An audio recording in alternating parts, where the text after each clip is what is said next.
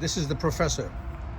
Today I'm going to show you a nice, easy way to get rid of those leaves without breaking your back using a mulcher vacuum from a company called Works. It's a great tool to have.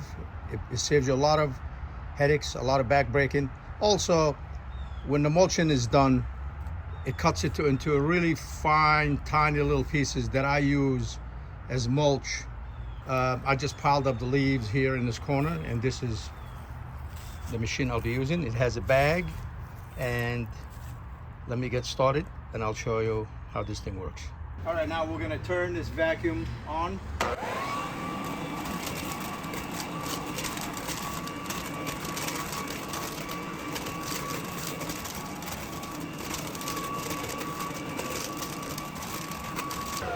Okay, we shut off the bag. We release the bag, I should say. Open it up, there's a zipper, and now you can see I'm gonna use the leaves as mulch. They're chopped up real fine.